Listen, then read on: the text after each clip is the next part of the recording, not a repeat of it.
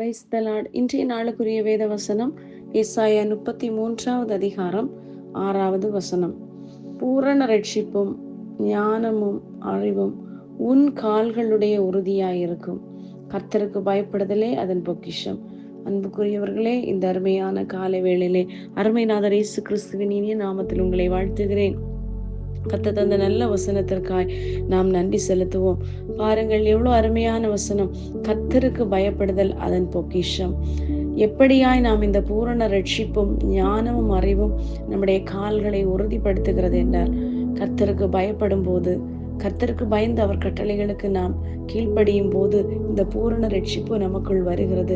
கர்த்தரை மாத்திரம் நாம் சார்ந்து கொள்ளும் போது, இல்லை என்றால் அவரே என்னை விடுவிக்க வல்லமுள்ள தேவன், வேறொன்றும் இல்லை என்று இந்த உலகத்தின் காரியங்களை நாம் மறந்து கர்த்தரோடு நாம் வாழும் போது இந்த பூரண ரட்சிப்பு நமக்குள் பலப்படுகிறது. பாருங்கள், ஞானம் என்பது ஒருவனை பலப்படுத்தும். ஞானம் உள்ளவன் ஒரு செல்வம் உள்ளவனை பார்க்கிலும் ஞானம் உள்ளவன் கனவான் எனப்படுகிறான். பாருங்கள், கர்த்தருக்கு பயப்படுதலே ஞானத்தின் ஆரம்பம் என்று சொல்லப்படுற. கர்த்தருக்கு பயந்து அவருடைய கட்டளைகள் மிகவும் பிரியமாய் இருக்கிற மனுஷன் பாக்கியவான் மாத்திரமல்ல, அவனுடைய சந்ததி பூமியில் பலத்ததாய் இருக்கும். செம்மையானவர்களின் வம்சம் ஆசீர்வதிக்கப்படும். அதுபோல கர்த்தருக்கு பயப்படுவருடைய வீட்டிலே ஆசீர்வாதம் தங்கும், ஐஸ்வர்யம் அவன் வீட்டில் இருக்கும் என்று சொல்லப்பட்டிருக்கிறது. அதுபோல இந்த நாட்களிலே கர்த்தருக்கு பயப்படுவோம். இந்த உலகத்தின் அநேக காரியங்களுக்காக பயப்பட்டு சில காரியங்களை நோக்கி நாம் ஓடிக்கொண்டிருக்கிறோம்.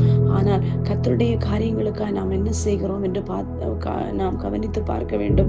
கர்த்தருக்கு பயப்படுகிறது ஜீவனுக்கு ஏதுவானது. பாருங்கள், சரீர முயற்சி என்பது அற்ப பிரயோஜனம் உள்ளது. ஆனால் கர்த்தருக்காய் நாம் பயப்படும் போது அது இந்த பூமியில் நாம் வாழும்போது உள்ள ஜீவனுக்கும் மறுமையில் ஜீவனுக்கும் வாக்குத்தத்தம் பண்ணதை பெற்று கொள்வதற்கும் அது ஏதுவாய் காணப்படுகிறது.